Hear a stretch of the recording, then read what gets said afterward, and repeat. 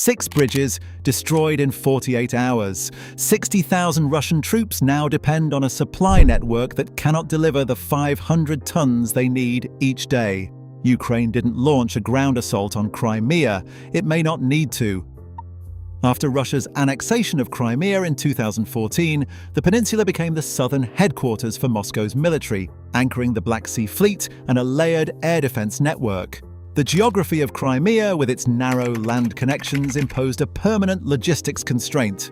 Nearly all overland movement must pass through a handful of bridges and isthmuses, each a potential choke point. The North Crimean Canal, once providing 85% of the peninsula's fresh water, was blocked by Ukraine in 2014, forcing reliance on limited reservoirs and groundwater. Water only began flowing again after Russian forces seized the canal intake in 2022, but even then, delivery remained vulnerable to sabotage and attack.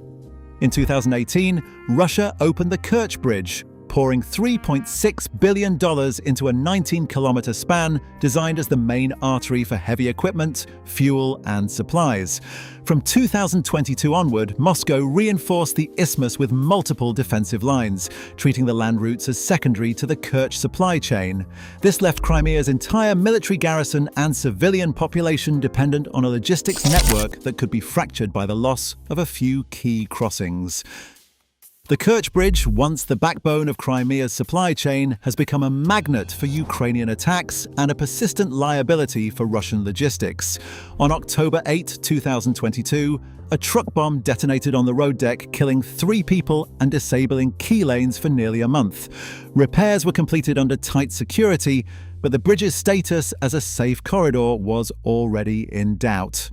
In July 2023, a naval drone loaded with explosives struck the support pylons, forcing another closure and slashing vehicle capacity by nearly half for weeks.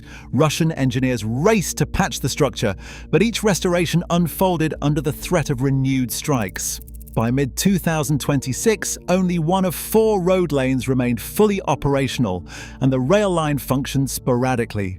Moscow's efforts to keep the bridge open have cost hundreds of millions, yet the crossing operates below its original capacity and remains vulnerable. Heavy military convoys, unable to rely on Kerch, have been pushed onto mainland routes that were never designed to carry the full weight of Crimea's daily logistical burden. The mainland alternatives Moscow once counted on to absorb pressure from the Kerch bottleneck did not survive the summer. The Chongar Bridge, responsible for up to 70% of all traffic entering or leaving Crimea, was struck twice within 48 hours. The first hit forced a temporary shutdown. The second made the closure indefinite.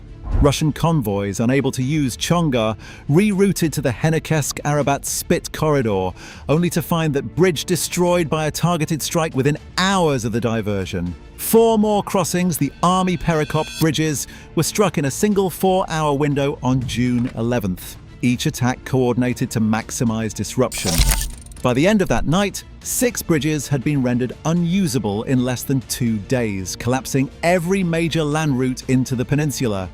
Russian engineers rushed to deploy pontoon bridges, but these temporary fixes could not carry tanks and failed repeatedly in high winds. The network of rerouting options was not simply degraded, it was erased.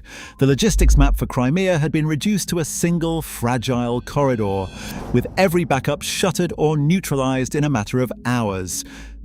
The Perekop Isthmus M17 highway bridge served as the final artery for heavy convoys entering Crimea from the mainland.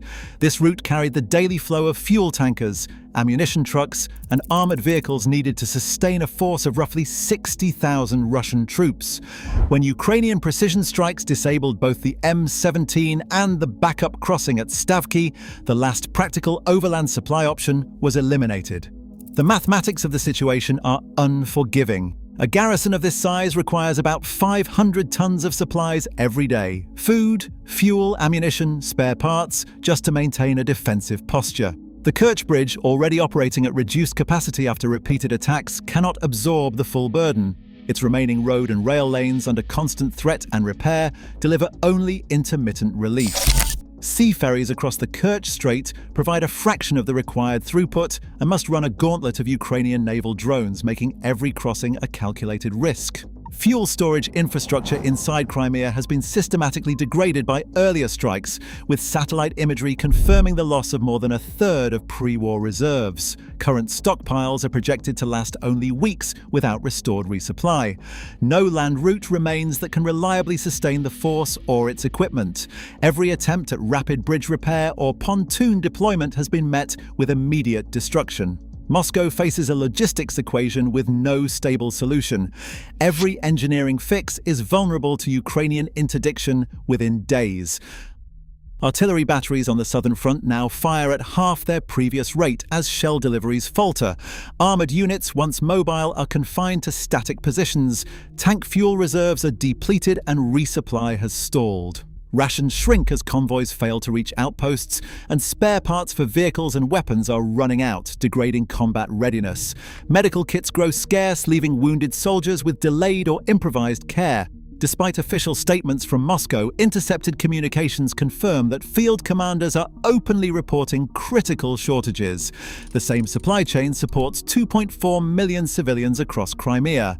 As military fuel stocks run dry, gas stations close, and public transport halts. Food prices surge, and power plants, short on diesel, cut electricity for days at a time.